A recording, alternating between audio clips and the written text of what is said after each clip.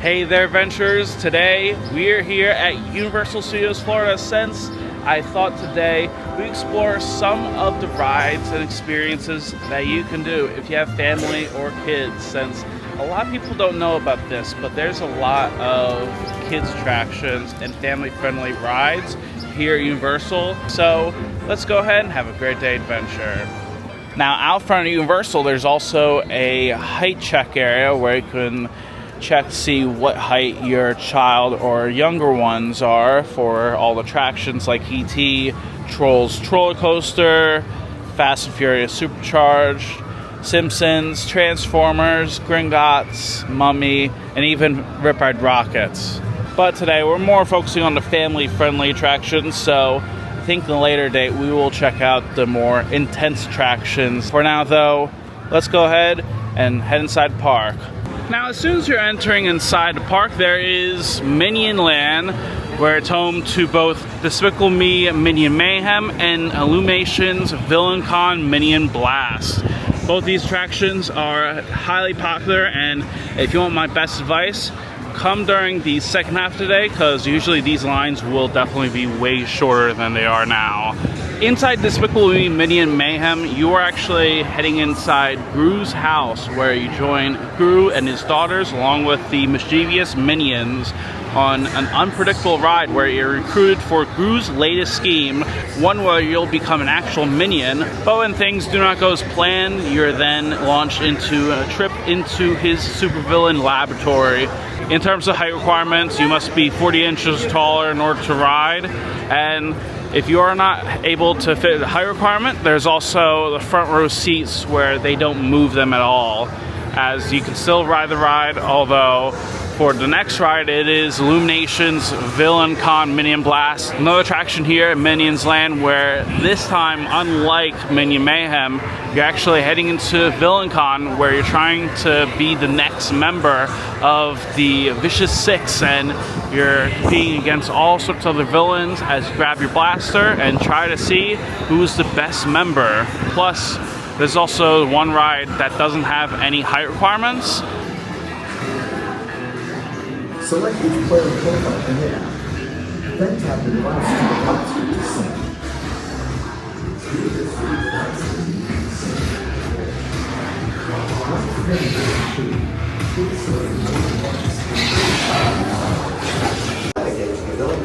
And we just got out of the ride, and in total I got around 600,000 points, which is not bad until you realize I am on 14th place, so that's absolutely insane. Villain Con Minion Blast, it is definitely worth doing, especially if you're more competitive, and if you don't want to do something like Men in Black where it can be intense at times, then this is a nice family-friendly attraction that you can do.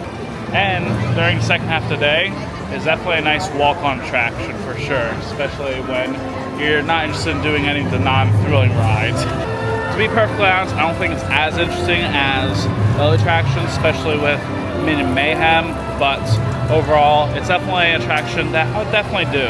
But now, we have to head over to see our next experience, which is going to be for the rest of Minion Land, with character meet and greet and even dining. Now, there is actually numerous shops in Minion Land, with Bake My Day, a dessert shop. There's even Freeze Ray Pops, which has frozen popsicles. And there's even Minion Cafe. It is a creative and fun restaurant for families and kids alike. But if you're more on the pickier side, then this restaurant may not be for you. Although, for the most part, Minion Cafe is one of the best restaurants here at Universal. And if you want my pick, I'd go with the Mel's Meatball Mountain. And make sure you grab some Minion Tots, because it is highly worth getting. Also, it's highly recommended that you get the app so you can order meals at all the restaurants, including Minions Cafe. Plus, there is the Games app for Minion Land, where you can actually connect your blaster to your phone and save your points, as you can keep on getting points every time you're here. And while you don't get anything, it is actually a fun activity that you can just do. As for the next must-do that you can do here at Universal, there is the Mega Movie Parade, a fun family parade with all sorts of parade floats themed to Jaws, Back to the Future, Ghostbusters, Trolls, and so much more, as this is a fun parade that is highly worth doing, as it is worth watching. I would say if you want to watch the parade and get a good view, definitely come 10 minutes before showtime, since this can happen at 2 p.m. And if you want to know locations, this will be happening from Hollywood, and it will be all around Universal, where it will be here in Minions Land, New York, and it will go around Transformers and circle back to Hollywood. If you also want to interact with the parade, there is some Mega Movie Parade bubble wands that you can get, where there's one themed to Trolls, Minions, and Jurassic World. Now, something you can also do here at Minions Land is the Illumination Theater meet and greet. There's all sorts of characters, from the Minions to Sing characters, and I think right now there's some characters coming out, so let's go ahead and see them now. Hello! Huge fans of you guys. You guys have any favorite dance moves? Ooh, alright then. Yeah. Next up, there is also tons of shows around Universal. For example, there is the Marilyn Monroe show at Hollywood, Animal Actors on Location, an animal show where you see all sorts of animals perform in the stage. There's also going to be 2 Harry Potter shows, like for example, there is Celestine Warbeck and Banshees, a live musical show with Celestina and her Banshees. And there's also Tales of Beedle the Bard, a retelling of the classic tale that was seen in Harry Potter and Deathly Hallows. Plus, there's also going to be DreamWorks Imagination Celebration, a fun family stage show with all sorts of DreamWorks characters, as 2 characters relive their childhood. And there's also going to be a Cinesational firework and drone show that is a fantastic nighttime celebration with Trolls, Minions, Jaws, Back to the Future, all of those IPs into one incredible nighttime spectacular that is absolutely worth watching. Now, next to DreamWorks Land, there is also E.T. Adventure. Honestly, this is one of my favorite rides at Universal, and it is one of the last remaining original opening day attractions. In fact, probably the last opening day attraction. Now, inside E.T. Adventure, you are actually trying to save E.T. as his home planet is dying, and he needs your help to save it as you board a flying bike and take off on a thrilling but gentle ride through the sky as you dodge bad guys and soar into the stars with E.T. himself. This ride is for people 34 inches or taller, and it is definitely one of the best rides as we're heading into there now. Alright, we now have our interplanetary passport, and once we're walking in here, we can now see this forest, and I gotta say, it's so nice to have AC back in here. That line kind of looks a bit long, so hopefully it's not too long. Always follow team member instructions and ask for assistance if needed.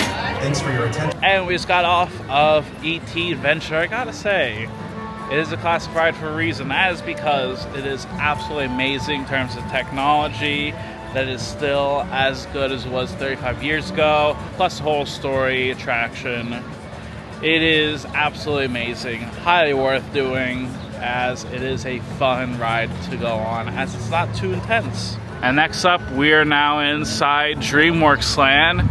Inside, you can interact with characters from Shrek, Trolls, and even Kung Fu Panda, as well as see all sorts of attractions themed around those worlds.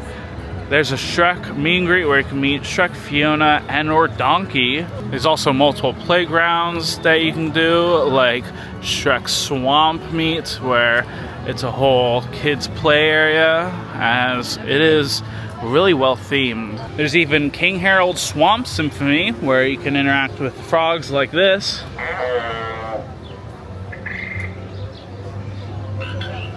There's also Mama Luna Feline Fiesta, a whole kids area themed to Puss in Boots, where you can play with these cats. Here we go! Oh, yes! And if we... Oh. Close it quickly. Okay, good. I also love how there's all sorts of pictures now since opening. Really cool to see that.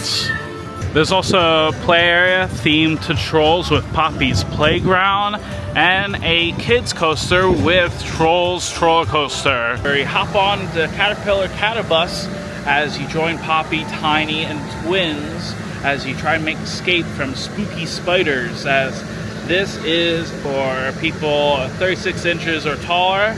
And right now, we're going to go ahead and ride the attraction now.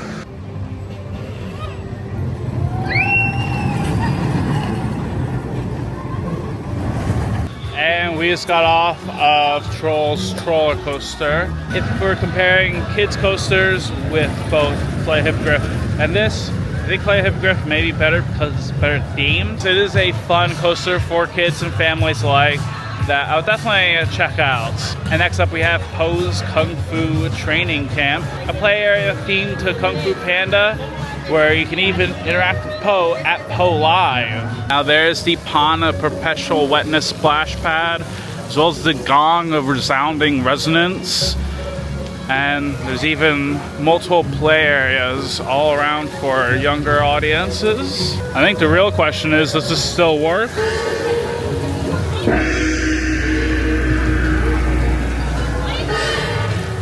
Ow. Didn't know it was gonna be that loud. Also, when I say this is a pond of perpetual wetness, I mean you'll absolutely get soaked here. So, luckily there is panda dryers. But besides all of the play areas, there is also Po Live, where Po teaches you how to do Kung Fu inside this show experience, as you can talk to Po and even learn how to do Kung Fu. As you also have to help him babysit his cousin Ling Ling as well. But I think for the sake of this video, we're gonna go ahead and meet Shrek and Donkey as their main guests right now. Hello! Hi, who's next? Hey, what's happening? Good, how are you two? We're doing great, right, buddy? Yeah. Yeah. We had a rough morning, but we're good, man. Oh, I'm sorry to hear kids, that. you know, lots of them. Yeah. Making a mess. How's your day going? Oh, it's going great, you know. Okay. I met you two at least. Yeah! Can only go downhill from here. Yeah. Now I want to ask you this. Okay. Since it's probably a controversial question, what is your favorite waffle? How much time you got left on that? Just a plain, man. I know. Okay. I know it's weird, but plain, simple, basic. You Yeah. know? I just do the basics, and then sometimes when I'm feeling, you know, saucy, I put sauce on it. Ooh. Like chocolate sauce, raspberry sauce. Alright then. I'll try sardines, next time. pickles. Alright then. Yeah. Oh, Boogers. No, I don't put boogers on the... You messed me up, man. Oh, I don't do that. Shrek does that. Oh, cut. That'll be $49.95. Thanks. it's okay if I get a picture with you too? Oh, I guess. Alright then.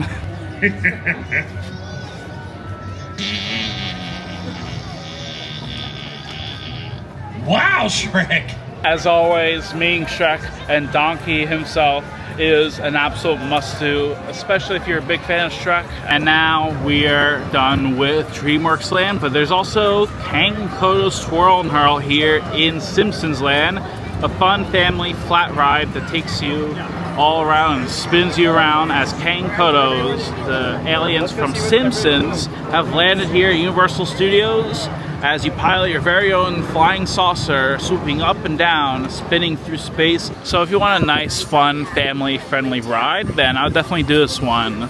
Now, last but not least, there is also Diagon Alley, where here there is the wand spells that you can do, as you can cast some spells throughout Diagon Alley.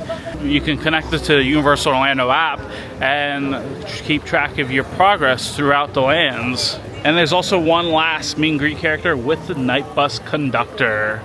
And last but not least, there's also King's Cross Station, as inside here there is Hogwarts Express, as you can board Hogwarts Express and take it all the way to Hogsmeade, as both the Hogsmeade and Diagon Alley version are two completely different versions. So whether you're traveling from here or onto Venture, you will have a different train ride each time. If you have a 2-park ticket, it is definitely worth riding on. Although if you don't, then unfortunately you can't do this one. But now, that is going to be a wrap on our adventure here at Universal Orlando Resort.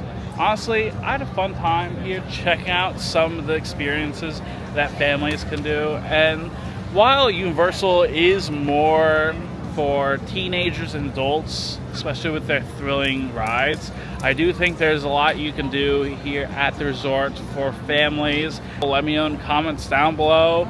Are you planning on visiting Universal? If so, let me know. I would love to hear your thoughts and comments down below.